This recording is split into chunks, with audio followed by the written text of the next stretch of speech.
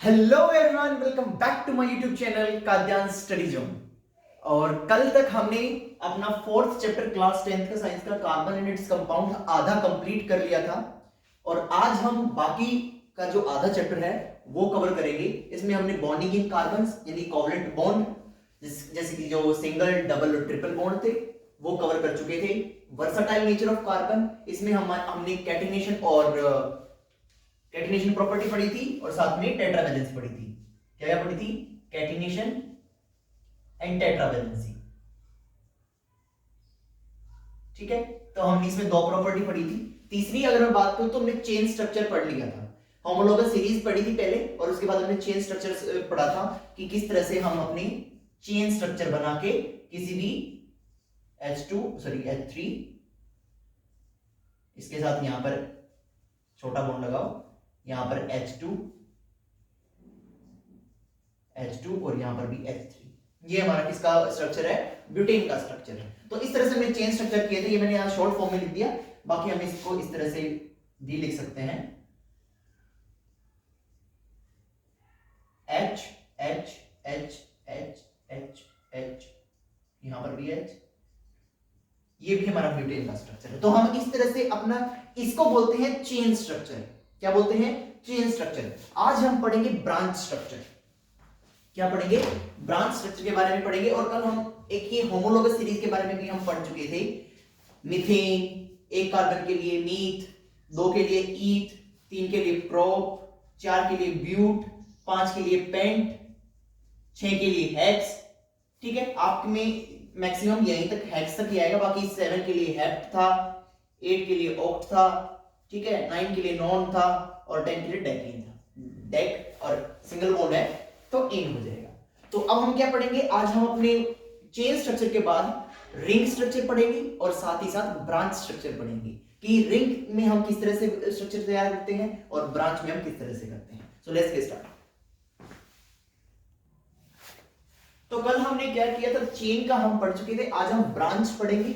कल 3 फॉर्मूले लिखवाए थे मैंने आपको, CnH2n+2, साथ में CnH2n, CnH2n-2।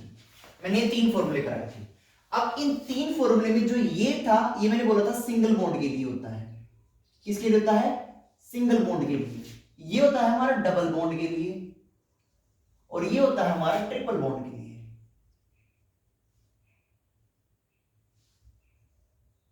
ट्रिपल बॉन्ड के लिए, ठीक है। तो इस जब हमारा यानी कि जिस भी कंपाउंड में सिंगल बॉन्ड लगेगा तो मैंने क्या बताया था? सफिक्स आपको एन बताया था। डबल बॉन्ड के लिए सफिक्स क्या बताया था? इन बताया था। और ट्रिपल के लिए मैंने आपको सफिक्स बताया था आइन। तो इसी तरह से हम ये हमारा जो ये फॉर्मूला है, ये इसको क्या बोलेंगे? इस कंपाउंड को बोलेंगे एल्केन। क्या बोलेंगे? एल्केन। ये एल्क और एन सिंगल बॉन्ड के लिए। इसी तरह से ये जो आपका फॉर्मूला है ये बनेगा एल्कीन। और ये हमारा जो फॉर्मूला है इसके लिए होगा एल्काइन।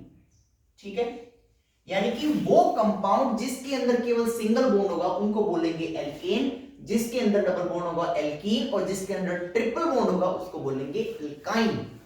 ठीक है, और कल हमने बात कर ली थी कि सिंगल बॉन्ड, जैसे कि अगर मेरे पास ये ब्यूटेन है, मैंने 4 कार्बन का सिंगल बॉन्ड के साथ बनाया है। इसी तरह से अगर मैं बना रहा हूं C डबल बॉन्ड C, एक डबल बॉन्ड लग गया। अब मैं बात कर रहा हूं C single bond single, triple bond C, इसके पूरे 4 बॉन्ड हो गए, इसके एक है।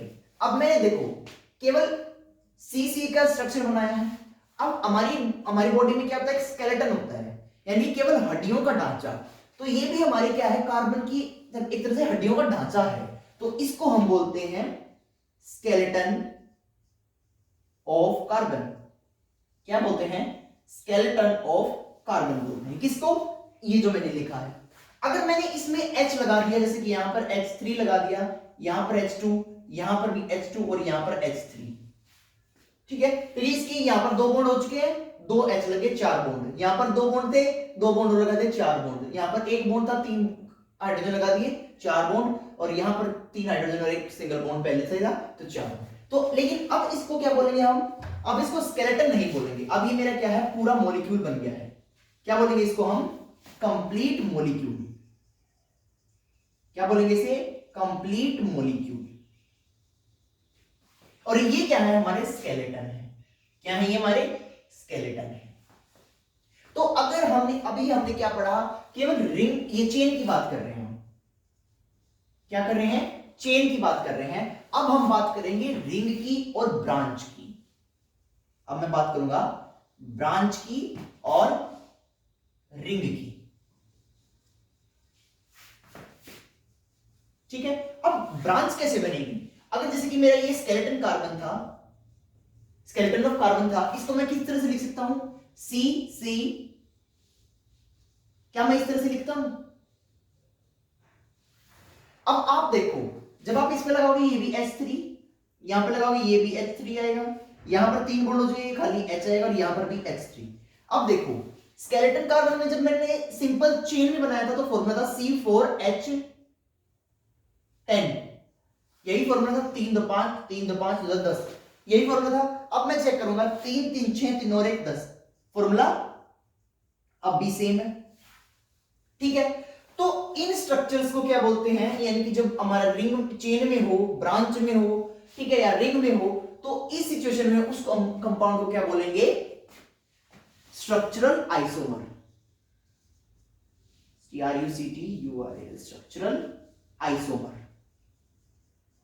यानी कि स्ट्रक्चर माने जिसकी स्ट्रक्चर, आइसो मतलब सेम, यानी कि सॉरी, स्ट्रक्चरल आइसोमर मतलब जिसकी स्ट्रक्चर तो अलग होगी लेकिन फॉर्मूला क्या होगा, हमारा सेम होगा। क्लियर है, यानी कि फॉर्मूला यहां पर भी सेम था, यहां पर भी सेम था, ये चेन में था, ये ब्रांच में था। यहां पर मैंने क्या किया कि इस कार्बन को और इस कार्बन को, ये दोनों कार्बन मैंने इस सेकंड वाले कार्बन से जोड़ दिए, ये दोनों वाले क्या कर दिए, इस सेकंड वाले कार्बन से के साथ जोड़ दिए, और मेरी क्या बन गई, ब्रांच स्ट्रक्चर बन गई। इसी तरह से हम रिंग बना सकते हैं, लेकिन रिंग क्या है, 3 में नहीं बननी, 3 की बनेगी तो साइक्लोप्रोपीन बनेगा, तो समथिंग लाइक इस तरह से बनेगा। ये देखो, ये मेरी रिंग बन गई। अब सिंगल बॉन्ड है, H3 H3 और H3, लेकिन H3 नहीं है, ये H2, सॉरी H2, क्योंकि डबल डबल बॉन्ड है। ठीक है, 2 2 4 थे, लेकिन अब 6 कार्बन है इसमें। वैसे अब अगर मैं प्रोपेन की बात करूं तो वैसे प्रोपेन का फॉर्मूला होता है C3H, 3 दूनी 6 और 2 8 होता है, लेकिन यहां पर कितने हैं, केवल 6। यानी कि जब हम साइक्लिक स्ट्रक्चर बनाएंगे, यानी कि रिंग स्ट्रक्चर बनाएंगे, तो हमारा स्ट्रक्चर जो है एल्कीन जैसा बनेगा। कैसा, एल्कीन जैसा। और इसके लिए हम वर्ड लगा देंगे आगे साइक्लो। साइक्लो ये क्या है, प्रोपेन है, तो साइक्लोप्रोपेन। क्लियर है, मैंने साइक्लिक स्ट्रक्चर बनाया, इसको बोलेंगे साइक्लोप्रोपेन। तो अगर कोई भी आपका कंपाउंड है वो साइक्लिक स्ट्रक्चर में है, तो वहां पर हमारे जो स्ट्रक्चर बनेगी वो एल्कीन जैसी बनेगी। और एल्कीन कौन से थे, जिसके अंदर डबल बॉन्ड होता है। क्लियर है, यानी कि किसी भी 2 कार्बन के बीच में एक डबल बॉन्ड होगा। अगर मैं इसी तरह से ब्यूटेन की बात करूं, तो ब्यूटेन ये क्या है, ट्रायंगल स्ट्रक्चर बनी है। इस तरह से ब्यूटेन की अगर मैं बात करूं तो ये मेरी ब्यूटेन बनेगी। क्या बनेगी, H2 H2 H2 और H2। अब मैं अगर बात करूं ब्यूटीन की, क्या करूं, ब्यूटीन की बात करूं, ब्यूटीन का स्ट्रक्चर क्या होता है, C4H8। और मैंने अभी बताया था कि अगर आपका साइक्लो वर्ड यूज करोगे, यानी कि साइक्लिक स्ट्रक्चर बनाओगे, रिंग स्ट्रक्चर बनाओगे, तो उस सिचुएशन में हमारा जो स्ट्रक्चर आएगा वो किस जैसा आएगा, एल्कीन जैसा आएगा, डबल बॉन्ड वाला। तो यहां पर देखो क्या फॉर्मूला आया है, 2 2 4 2 6 2 8, ये बना है C4H8, that is equal to alkene. इसी तरह से मैं साइक्लोपेंटेन बना सकता हूं, तो वहां पर मेरा स्ट्रक्चर जो होगा वो समथिंग लाइक ऐसे बनेगा। ठीक है, ये C, ये यहां पर C, और ये इस तरह से C और ये C, ये क्या बनेगा, साइक्लोपेंटेन बन जाएगा। इसी तरह मैं साइक्लोहेक्सेन बना सकता हूं, तो किस तरह से बनेगा देखते हैं। अभी हमने साइक्लोपेंटेन पढ़ा, इसी तरह से मैं साइक्लोहेक्सेन भी बना सकता हूं।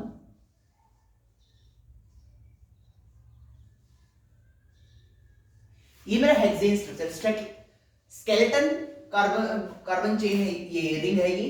तो अगर मैं इस पे H लगा दूं तो 2 इस पर लगेंगी, 2 इस पर लगेंगी, 2 इस पर लगेंगी, 2 इस पर लगेंगी, 2 इस पर, 2 इस पर। मैं इस तरह से H लगा दूं,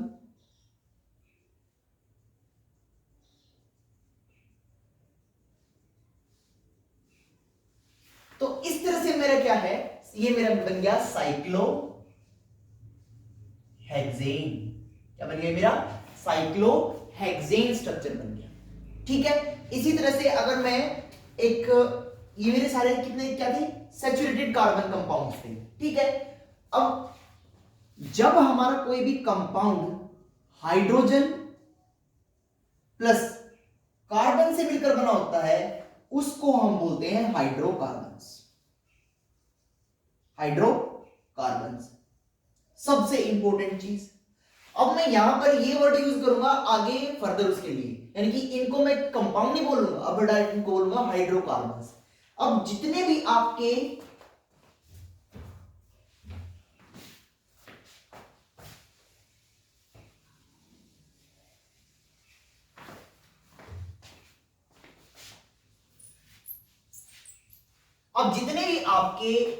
सैचुरेटेड हो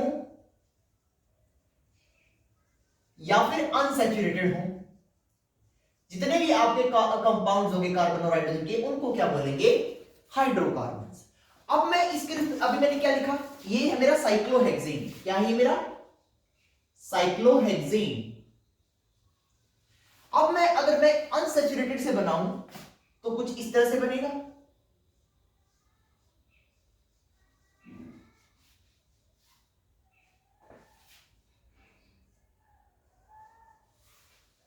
इस तरह से बनेगा। इसमें यहां पर एक एक एच लग जाएगा, इसके साथ एक एच, इसके साथ एक एच, इसके साथ एक एच, इसके साथ एक एच, इसके साथ और इसके साथ। ये फॉर्मूला बन जाएगा C6H6। ठीक है, इस स्ट्रक्चर को हम बोलते हैं बेंजीन। क्या बोलेंगे? बेंजीन। अब मैं चाहूं तो इसको डबल बॉन्ड लगा सकता हूं, तो डबल बॉन्ड, यहां पे भी डबल बॉन्ड, बट ये पॉसिबल नहीं है, क्योंकि अगर मैंने इसमें डबल बॉन्ड लगा दिया तो इसके भी 4 और इसके भी 4, यहां पर भी डबल बॉन्ड लगा दिया, यानी कि अगर मैं इसको इस तरह से बोलूं C डबल बॉन्ड, तो इसके साथ भी डबल बॉन्ड, इसके साथ भी डबल बॉन्ड, इसके साथ डबल बॉन्ड, इसके साथ डबल बॉन्ड और इसके साथ। अब बॉन्ड तो सारे कितने हो गए? 4 इसके हो गए, 4 इसके हो गए, 4 इसके, 4 इसके, 4 इसके, 4 इसके, यानी कि बॉन्ड तो सारे हो गए, लेकिन ये क्या है? Skeleton of carbons. लेकिन हम तो पढ़ क्या रहे हैं? हाइड्रोकार्बन्स, तो इसमें हाइड्रोजन नहीं है, तो मैं क्या करूंगा? कोई भी एक डबल बॉन्ड में यहां से हटा दूंगा। क्या कर दूंगा? कोई भी एक डबल बॉन्ड हटा दूंगा, तो ये 2 और 1 3, 2 और 1 3, इन दोनों के साथ साथ एक एक क्या क्या आ जाएगा? हाइड्रोजन आ जाएगा। ठीक है, कितने डबल बॉन्ड है इसमें? 1 2 3 4 5 डबल बॉन्ड है एक सिंगल के साथ। ये स्ट्रक्चर ठीक है, लेकिन अगर आपने ये हटाकर, यानी कि इसमें हाइड्रोजन हटाकर और बीच में डबल बॉन्ड लगा दिया, तो ये तो हमारा क्या है? स्केलेटन कार्बन्स हो गई ये तो दैट इज नॉट पॉसिबल। तो हम पढ़ क्या रहे हैं? हाइड्रोकार्बन्स, तो इसलिए उसमें हमारे कंपाउंड में, हमारे हाइड्रोकार्बन में कार्बन के साथ हाइड्रोजन होना जरूरी है। क्लियर है? अब हमने पढ़ लिया, कल एक चीज मैंने बताई थी कि अगर मैं किसी कंपाउंड से, किसी हाइड्रोकार्बन से एक बॉन्ड खाली कर दूं, यानी कि एक हाइड्रोजन हटा के एक बॉन्ड खाली कर दूं, तो उसको क्या बोलते हैं? हम एल्काइल बोलते हैं। क्या बोलते हैं? एल्काइल बोलते हैं। ये चीज हमने कल पढ़ी थी, और ये मेरा क्या है? एल्काइल। अब मैं जब इस हाइड्रोकार्बन में हाइड्रोजन हटा के कोई और ग्रुप लगा दूं, ठीक है, और ये मेरा कंपाउंड बन जाए, तो उसको हम क्या बोलते हैं? Functional group. क्या बोलते हैं? जो भी कंपाउंड इस बॉन्ड के साथ जुड़ेगा ना, सपोज कर लो ए जुड़ गया, तो ये ए मेरा क्या है? ये मेरा है फंक्शनल ग्रुप। ठीक है, अब फंक्शनल ग्रुप कौन कौन से देखते हैं? चलो देखते हैं। अभी हमने क्या पढ़ा? फंक्शनल ग्रुप के बारे में पढ़ा। अब फंक्शनल ग्रुप में कैसे, किस तरह से अटैच होगा? अगर मेरा कोई भी हाइड्रोकार्बन है, क्या है? हाइड्रोकार्बन में से अगर कोई भी हाइड्रोकार्बन में से H निकल के कोई और ग्रुप जुड़ेगा, यानी कोई और एटम जुड़ेगा अपनी वैलेंसी के अकॉर्डिंग, तो उस एटम को हम क्या बोलेंगे? Hetero atom. क्या बोलेंगे? Hetero atom. यानी कि अगर मैं बात करूं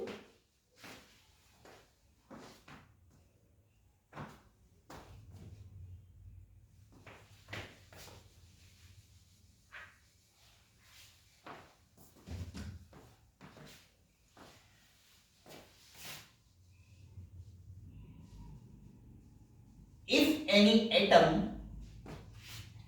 is replaced, if any atom is replaced in place of hydrogen, ठीक है, क्या बोल रहा है? अगर कोई भी एटम हाइड्रोजन की जगह पर बदल दिया जाता है इन अ हाइड्रोकार्बन,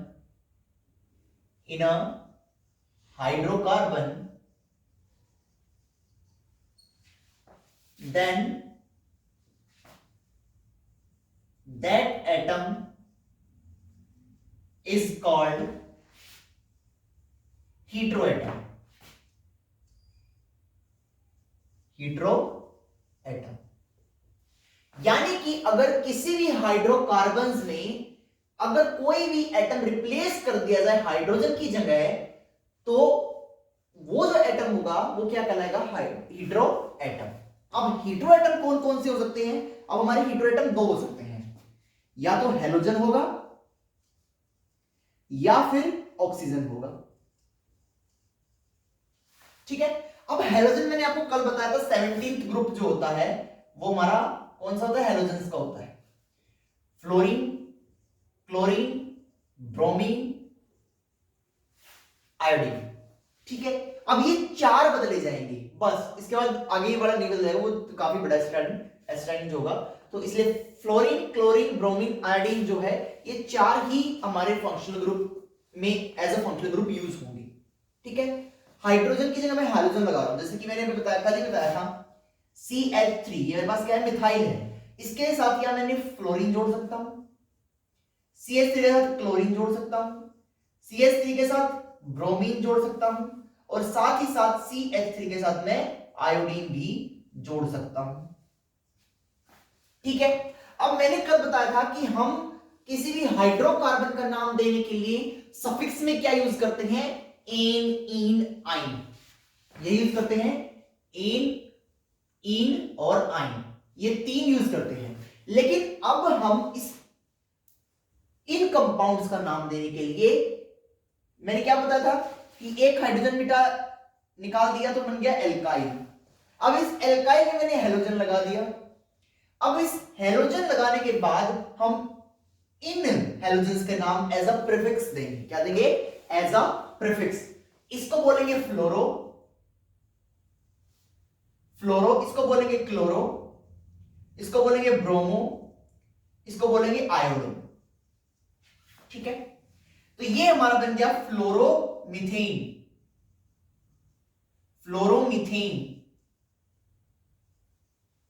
इसको बोलेंगे हम क्लोरोमीथेन।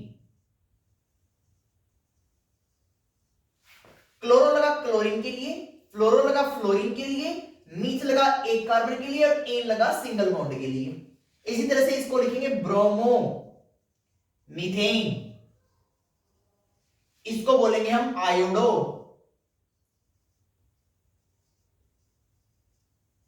ठीक है, तो ये इस तरह से हम नाम देंगे। अब बात करते हैं ऑक्सीजन की।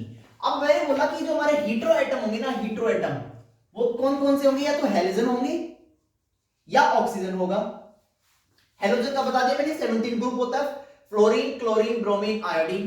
अगर आपको 17 ग्रुप के याद नहीं है तो इसको हम इस तरह से कर सकते हैं, FCLBRIAT, फसल ब्राइट इंडिया एक्ट। ठीक है, फसल ब्राइट इंडिया एक्ट, ये हमारे 17 ग्रुप को याद करने की ट्रिक है। ठीक है, तो फ्लोरोमीथेन, क्लोरोमीथेन, ब्रोमोमीथेन, आयोडोमीथेन। अब इसके साथ मैं ऑक्सीजन के लगाऊंगा। अब ऑक्सीजन के साथ हमारे क्या क्या बन सकते हैं? ये ग्रुप बन सकता है, इसके साथ C double bond O OH ये ग्रुप बन सकता है, ठीक है। इसको हम COOH भी लिख सकते हैं इस तरह से, खाली बॉन्ड और C डबल OH। इसके बाद हमारा OH ग्रुप बन सकता है, ठीक है। ये हमारा होता है, मैंने कल बताया था कि C डबल बॉन्ड जो होता है वो हमारा कार्बोक्सिल ग्रुप होता है। क्या बोलता है? कार्बोक्सिल ग्रुप, ठीक है। C डबल बॉन्ड O, यानी कि इन दो में क्या है, हमारा कार्बोक्सिलिक ग्रुप है, और इस फंक्शनल को ग्रुप को बोलेंगे हम कीटोन। मैं इसको थोड़ा अलग कर देता हूं। तो इस तरह से हमारे फंक्शनल ग्रुप होंगे।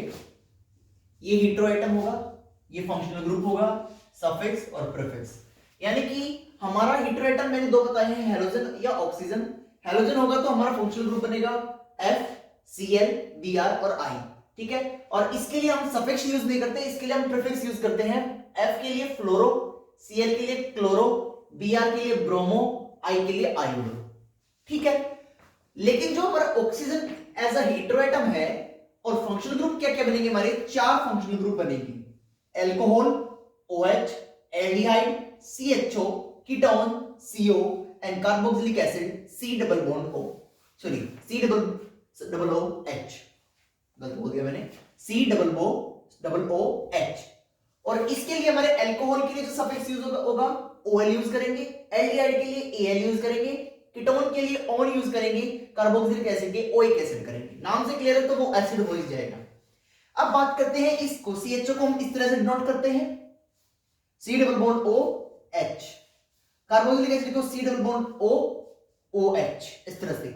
अब मैं बात करूं जो मैंने सिंगल बॉन्ड क्यों छोड़ा है, कल मैंने अभी भी बताया था और कल भी बताया था, ये जो खाली बॉन्ड मैंने छोड़ा है, तो इस खाली बॉन्ड पर ये फंक्शनल ग्रुप जुड़ेगा, यानी कि ये बॉन्ड ये कहा है वो खाली वाला बॉन्ड है जिस पर ये जुड़ेगा। क्लियर है? तो अब मैं अगर बात करूं ये वाले ग्रुप की, कार्बोक्सिलिक एसिड जोड़ रहा हूं मैं, तो क्या जुड़ेगा, COOH। मैंने डायरेक्ट यहां से ये उठा दिया और जोड़ दिया, कुछ ही नहीं किया, वो खाली बॉन्ड था उस पर जोड़ दिया। अब देखो, लेकिन मेरे पास CH3 था, ठीक है, लेकिन अब यहां पर कार्बन एक नहीं कार्बन दो बन गए। सिंगल कार्बन के साथ तो एसिड बन ही नहीं सकता, दो कार्बन बन गए तो ये बनेगा ईथ। कार्बन कितने हैं, दो, बॉन्ड क्या बनेगा, सिंगल, एन, और पीछे क्या लगा है, ओइक एसिड, इथेनोइक एसिड। क्या हो जाएगा ये, इथेनोइक एसिड, ये बन जाएगा। अब मैंने नाम कैसे दिया, अगर आप जैसे कि मैंने मीथेन लिख लिया, ये लिख दिया मीथेन, ठीक है। अगर आपको अल्कोहल लगाना है तो पीछे क्या लगेगा, OL लगेगा, तो मैं इस मीथेन के इसको हटा दूंगा, ठीक है। मीथेन ये मैथ है, sorry ME, methane single bond के लिए ANE ये लगाया था, लेकिन अब मैं इस E को हटा दूंगा यहां से। मीथ मतलब एक कार्बन, एन मतलब सिंगल बॉन्ड था, लेकिन इस पीछे वाले E को हटाकर OL लगाएंगे, ये बन गया मेरा मीथेनॉल। क्लियर? यानी कि जो पीछे, अब हमारे इंग्लिश की बात करें तो हमारे कितने वो होते हैं, वोवल्स कितने होते हैं, A E I O U ये होते हैं। तो क्या करेंगे हम, दो वोवल इकट्ठे नहीं आएंगे तो एक वोवल को उठाकर, ये केवल एक लॉजिक लगा रहा हूं, एक ट्रिक बता रहा हूं, ऐसा कोई फैक्ट नहीं है, ठीक है। यानी कि हम कोई भी दो वोवल इकट्ठे नहीं लगाएंगे, एक वोवल हटाकर दूसरा लगाएंगे। जैसे O भी वोवल है, A भी वोवल है, O भी वोवल है, यहां पर भी हो, तो क्या करेंगे, जो पीछे वाला E था, E भी वोवल है, तो पीछे वाले E को उठाकर हम ये लगा देंगे डायरेक्ट, मीथेनॉल, मीथेनल, मीथेनॉन, मीथेनॉल बनेगा ही नहीं, क्योंकि जो हमारा ये कीटोन ग्रुप होगा ना, ये प्रोपेनॉन से स्टार्ट होगा, प्रोप से, यानी 3 कार्बन से, क्योंकि जो ये ग्रुप होगा ना, ये 2 कार्बन के बीचों बीच ही आ सकता है, केवल 2 कार्बन के बीच ही आएगा। यानी कि अगर मेरे पास ये प्रोप है ना, तो इसमें यहां पर मैं डबल बॉन्ड रूल लगा सकता हूं, ये मेरा बन गया कीटोन ग्रुप, केवल प्रोप से स्टार्ट होगा क्या। और जो ये है कार्बोक्सिलिक एसिड, ये इथेन से स्टार्ट होता है। मीथेन में क्या क्या बनेगा, हमारे हेलोजन लग सकते हैं, अल्कोहल लग सकता है, और एल्डिहाइड में अगर आप लगाओगे तो वहां पर भी क्या बनेगा, 2 कार्बन हो जाएंगे, तो वहां पर भी इथेन से स्टार्ट हो, यानी कि हम केवल मीथेन से केवल मीथेनॉल बना सकते हैं। क्लियर है, यहां पर इथेनॉल बनेगा, ये क्या बनेगा, इथेनॉल, यानी कि CH3 मेरे पास था और मैंने CHO लगा दिया। अब ये नहीं कर सकते कि ऐसा कर दो कि इसको C के साथ डायरेक्ट HO लगा दो, क्यों भाई, ये तो मेरा ग्रुप ही ना था। ठीक है, और अगर मैं कहूं तो इसके साथ HO था ही, तो लगा दे H2CHO, बिल्कुल भी नहीं हो सकता। ठीक है, ऐसा, क्योंकि HCHO हो सकता है, खाली HCHO, ये क्या बन जाएगा हमारे यहां पर, मीथेनल। क्या बनेगा, मीथेनल, यानी कि एक कार्बन है और ये कौन सा ग्रुप है, एल्डिहाइडिक ग्रुप, तो ये मीथेनल बन जाएगा। ठीक है, हम इसको ओपन करके दिखाता हूं मीथेनल को। मीथेनल को ऊपर किस तरह से करेंगे, C डबल बॉन्ड OH, यही था एल्डिहाइड ग्रुप। अब मैं इस एल्डिहाइड ग्रुप में क्या करूंगा, H जोड़ दूंगा, ये जोड़ दिया, 2 3 4 कार्बन के हो गए हमारे पूरे 4 बॉन्ड। ठीक है, तो इस तरह से क्या करेंगे, हम अपने हीट्रो एटम के अकॉर्डिंग फंक्शनल ग्रुप लगा देंगे, और फिर जब हम अपना कंपाउंड का केमिकल नेम देंगे या उसको हम IUPAC नेम देंगे, IUPAC, यानी कि international union of pure and applied chemistry. क्या होती है IUPAC की full form, international union of pure and applied chemistry. ये इसका, जब हम किसी भी कंपाउंड का IUPAC नेम देते हैं तो इस तरह से सफिक्स लगाते हैं। ठीक है, और सफिक्स के साथ हम ये भी बताएंगे कि हमारा जो ये सफिक्स है, यानी कि ये जो फंक्शनल ग्रुप है, ये कौन से कार्बन पर जुड़ेगा। जैसे कि अगर मैंने बताया, जैसे मैं कोई भी एग्जांपल ले लेता हूं, ये रहा, तो इसका मैं क्या लूंगा, 3 कार्बन है तो प्रोप। ठीक है, सिंगल बॉन्ड है एन, कौन से कार्बन पर है, 2 पर, 2, और ग्रुप कौन सा है, ओन, कीटोन है, तो ओन, तो ये बन गया प्रोपेन टू ओन। खाली में इसको प्रोपेन, अगर मैं इसका केमिकल नेम दूंगा तो ये बनेगा प्रोपेनोन, लेकिन अगर मैं इसका IUPAC नेम दूंगा तो इसमें मुझे कार्बन, कौन से कार्बन पर हमारा फंक्शनल ग्रुप जुड़ा है, ये मेरे को बताना पड़ेगा, और कौन सा फंक्शनल ग्रुप जुड़ा है। अब प्रोप था, यानी कि 3 कार्बन है, A मतलब सिंगल बॉन्ड है, और सेकंड नंबर पर जुड़ा है क्या, ओन, यानी कि कीटोन ग्रुप मेरा प्रोपेनोन में सिंगल बॉन्ड के साथ सेकंड कार्बन पर मेरा कीटोन ग्रुप जुड़ा हुआ है, ये इस नाम का असली मतलब है। क्लियर है, तो ये हमारा क्या है, इनको बोलते हैं नोमेनक्लेचर। किसी भी कंपाउंड का IUPAC नेम देना या केमिकल नेम देना, उसको बोलते हैं हम नोमेनक्लेचर। क्या बोलते हैं, नोमेनक्लेचर। बहुत ही इंपॉर्टेंट पार्ट है नोमेनक्लेचर हमारे इस चैप्टर का, क्योंकि बिना नोमेनक्लेचर के आपका कोई भी क्वेश्चन नहीं बनेगा। नोमेनक्लेचर जरूर आती है, चाहे वो आप कितने ही मार्क्स में आए, चाहे CBSE है या HPSC या कोई भी स्टेट बोर्ड है, तो नोमेनक्लेचर के बगैर आपका कोई भी क्वेश्चन नहीं बनेगा, या आपका ICSE बोर्ड है, जो भी है, बिना इसके तो बन ही नहीं सकता।